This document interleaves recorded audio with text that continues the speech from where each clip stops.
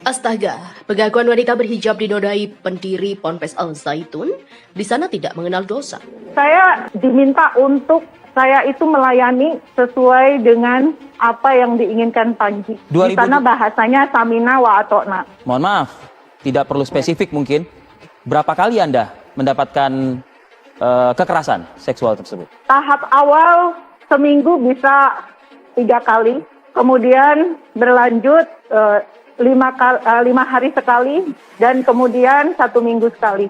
Dan terakhir bulan Agustus awal 2020 saya masih harus melayani Panji Gumilang. Kalau di awal video tadi itu kan kita simak dugaan wanita yang menjadi korbannya mengatakan ini dasarnya dia melakukan hal tersebut. Saya itu melayani sesuai dengan apa yang diinginkan Panji. Di sana bahasanya samina wa atokna.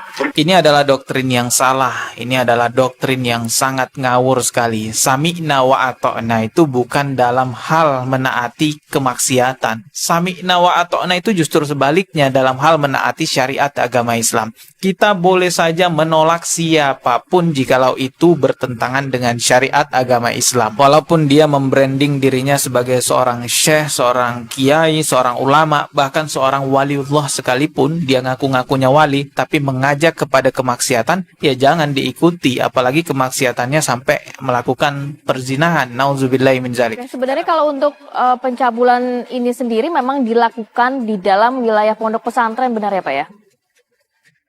Benar, Mbak. Itu dilakukan di ruang kerja klien kami, Nyonya K. Ya. Ya.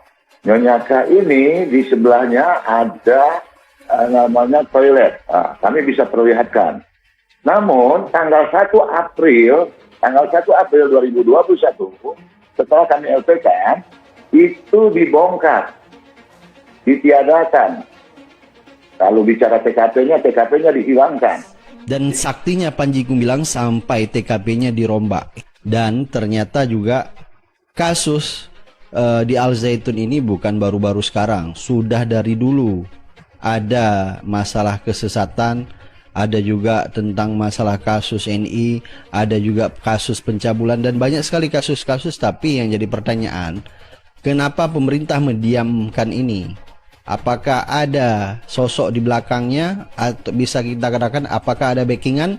Tampaknya Ponpes Al Zaitun Indramayu terus menjadi perbincangan dan tak ada habisnya. Setelah viral, adanya sholat saf bercampur di Ponpes Al Zaitun Indramayu saat sholat Id, kini satu persatu soal Ponpes Al Zaitun Indramayu tersebut terus terkuak. Selain adanya hal yang tak sesuai syariat Islam, misalnya santri di Ponpes Al Zaitun Indramayu yang azan dengan gerakan, kemudian pendiri Ponpes Al Zaitun Indramayu Panji Gumilang yang menyebut akan menjadikan santri putri sebagai khatib Jumat. Kini muncul lagi sebuah pengakuan seorang perempuan berhijab yang menyebut pernah dinodai oleh pendiri Ponpes Al Zaitun itu. Wanita tersebut mengaku pernah dinodai kehormatannya oleh Panji Gumilang, pimpinan Pondok Pesantren Al Zaitun Indramayu. Hal ini seperti yang diunggah oleh akun Hello bernama Zahra. Wanita di dalam video tersebut mengatakan bahwa dia trauma karena pernah dinodai oleh pendiri Ponpes tersebut. Ia mengaku harus melayani pimpinan Ponpes itu, bahkan dirinya menyebut di dalam Ponpes Al Zaitun tidak mengenal dosa. Di sana tidak mengenal dosa karena saya harus melayani, bahkan pernah ada kejadian bapak saya meninggal, saya dipaksa melayani pimpinan sebelum mengurus bapak saya meninggal, kata wanita berhijab kuning tersebut. Dari postingan video akun Zahra di medsos, Hello ini juga menyingkap sederet kasus pimpinan Ponpes Al Zaitun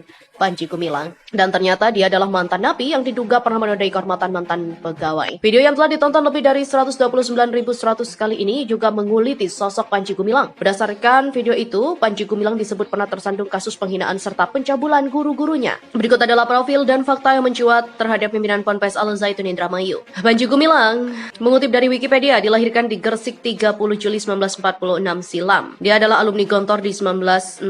Dirinya mengenyam pendidikan di SD, lalu melanjutkan pendidikannya di Pondok Pesantren Modern Gontor selesai tahun 66. Panji disebut menempuh pendidikan di Fakultas Adab jurusan Sastra dan Kebudayaan Islam IAIN Syarif Hidayatullah. Mendirikan Ponpes Al Zaitun tahun 1996. Panji mendirikan Ponpes Al Zaitun 13 Agustus 1996. Pembangunan mulai tahun 96, lalu pembelajaran pertama kali dilakukan di tahun 99, tepatnya tanggal 1 Juli 99. Saat itu Presiden ketiga RI B.J. Habibie yang meresmikan secara umum Ponpes Al Zaitun. Meraih gelar doktor dari universitas yang berbasis di Inggris dan Amerika Serikat. Dalam perjalanannya, Panji Gumilang meraih gelar doktor honoris causa wirausaha yang diberikan oleh International Management Center Association Revenge University, yakni sebuah universitas berbasis di Inggris dan juga Amerika Serikat. Dr. Anthony Hai yang menjabat Regional Director and Associate Professor IMKA menyebut sejumlah pertimbangan terkait penganugerahan gelar itu. Di antaranya pihaknya menganggap Panji Gumilang berjasa dalam membuat perubahan serta transformasi pendidikan di Indonesia. Nama Panji Gumilang juga sempat dikaitkan beberapa kali dan menuai kontroversi. Tercatat dia sempat dikaitkan sebagai Imam NII, Komandemen Wilayah atau KW 9 pada 2011 lalu. Panji yang menjadi pimpinan Ponpes Al Zaitun Indramayu dengan tegas membantah dirinya sebagai Abu Toto, seperti apa yang disebutkan sebagai petinggi NII KW 9. Pada tahun 2021, kasus dugaan pencabulan terhadap mantan pegawai Ponpes Al Zaitun berinisial K dan berujung dilaporkan ke Polda Jabar. Lantas seperti apa kronologi dugaan pencabulan yang dilakukan Panji Gumilang versi kuasa hukum korban? Dari informasi yang dihimpun, kasus itu bermula saat korban K yang sudah bekerja sejak tahun 2016 bersama Panji Gumilang ditugaskan di Pasar Cikampek pada bagian marketing sekaligus pengadaan barang.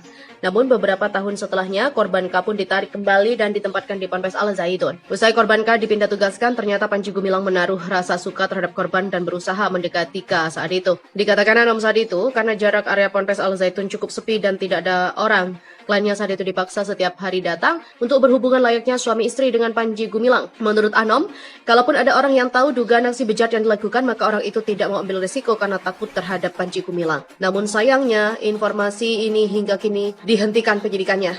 Menurut pihak Polda Jabar, penghentian penyidikan kasus itu lantaran tidak memenuhi unsur pasal 289 yang dituduhkan.